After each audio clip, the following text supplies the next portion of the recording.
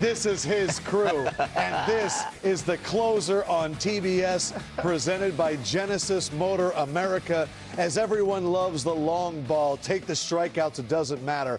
Pedro has been running as president of the Milwaukee Brewers fan club, and the dream appears to never end. They're doing it again. Welcome inside Studio D, Curtis Granderson, Jimmy Rollins, Pedro Martinez. I'm Adam Lefkoe, and we have two teams up 2-0 in the divisional series, and we are ready for Wednesday night. Starting at 4:30, Milwaukee and the Dodgers looking to close out their series.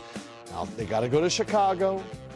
Those will be interesting, and the Dodgers will have the home crowd behind. Just a little taste. In the last 30 years, teams that go up 2-0 in the best-of-5 LDS are 60-7 to win it. That's about 90%. For what the Dodgers are doing, it's about 91%. But let's get to these highlights, because I need to hear you guys speak. We know the relationship, Pat Murphy, Craig Counsell. But what about the pitchers? Mr. Ashby for the Brewers, deja vu yet again, first inning, Ding Dong Johnson. Jimmy, right off the top. I mean, this is what the Cubs do. We've said it. There's been no secret of who they are, and he got a hang and change up. And I tell you what, as my man B used to say, he didn't miss a stitch of that ball. 440 feet for Seiya Suzuki. Now we go to the bottom of the first, and another repeat. A Milwaukee answer with a Ding Dong Johnson. Andrew Vaughn, a towering 3-run home run. Which was amazing. What you call resiliency. That's a team that never quits. Ever. Amazing to answer back with that, especially with a team that we said doesn't really hit that many homers. Right. But in Milwaukee, a homer hitter ballpark, they can hit them with the best of them. And against Imanaga, who again has let up the most home runs since the All-Star break. One of us said William Contreras was going to get, Mr. Contreras was going to get. That was you with your Ding Dong Johnson. I had the fortune teller ball out there. I kind of knew that one. 4-3. Now, bottom four, Churio up, and this one was the moment, Pedro.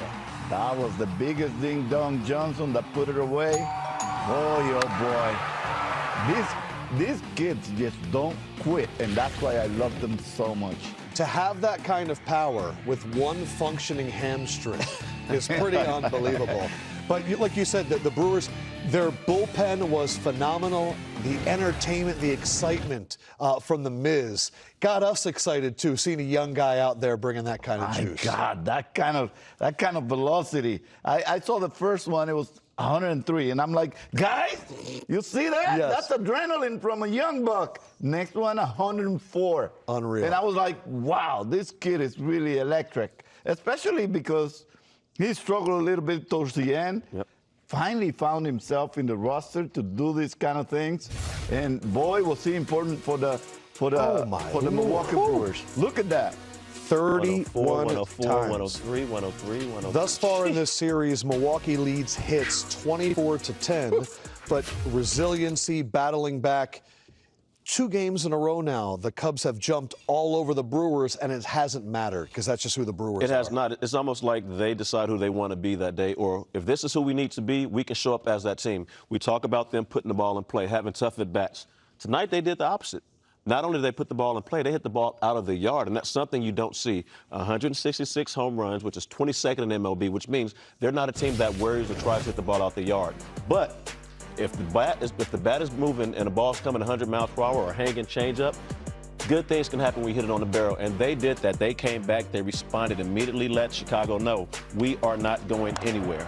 And what was key, after being down 3-0 in the first, they get the hits that's known for the Brewers. A single, then the big one. And another 2-out homer right here. Like, to come up in those situations going 1 pitch, the inning is over, or 1 pitch, we can strike, does a lot for not only your confidence, but a momentum shifter, especially when the Cubs were up 3-0 like they were to start this game.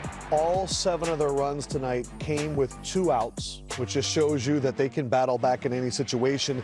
2 for 3 today with runners in scoring position for the series. 9 for 20, Pedro. But we saw exactly what the culture is in Chicago. It's I hit homers, I score runs.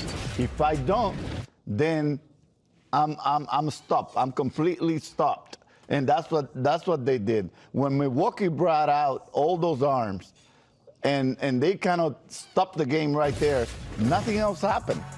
They scored those 3 runs in the first inning and never were able to kind of put anything together after that. You even looked at McGill at one point and goes, he gives me Kurt Schilling vibes the way Yes, he pitches. You like what they brought out tonight. Oh, believe me, not only him, Misiorowski, Uribe, the lefty, the big lefty, another lefty that I was talking to you, Grandy, and I asked you, Grandy, have you ever seen that many lefties hit 100?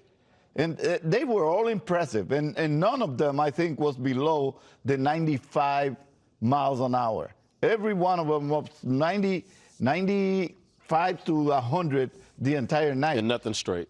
And nothing straight. Everything was legs. moving. They're very diverse, and the way this manager is using every player in all aspects of the game. It's not just the pitching stuff. Right. But the way he's using them, I think is great. Nobody has been able to pick up what they're intending to do. He has kept it a secret up until almost the Secret start of every game. weapons.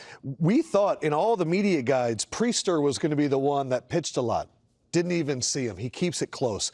Now, the downside for Chicago, they have broken a record that I'm sure they wanted no part of. Oh, my gosh. 13 straight playoff games. They have scored 3 or less runs going back to 2017. That is the longest streak that has ever happened before. And the Cubs got to figure it out. They'll go to Wrigley. They have been a defensive powerhouse all year, but they're going to have to put some runs on the board. Yeah, everything that could be going wrong is going wrong. That one stat they showed of those relievers, not only getting the number of relievers in, the strikeouts, the no runs, but also the very minimal hits. They only had 4 hits for the whole game. Right. So you look at that, not only are they stopping them, like Pedro said, but then they're also making a couple errors defensively. Yep. They're extending the inning. All things that are uncharacteristic of what the Cubs have been to get to this point in the season. And that's what's been the big decision makers up to this point. And also just facing the Milwaukee Brewers is so difficult. We saw it on the first game. I didn't agree with having your first game With Boyd out there Boyd on 3 days on 3 rest. days rest. Why? Because Milwaukee is really, pesky. And the results you're seeing from the relievers and Shota not be able to go deep today affects everything in the bullpen and in the starting rotation for the future.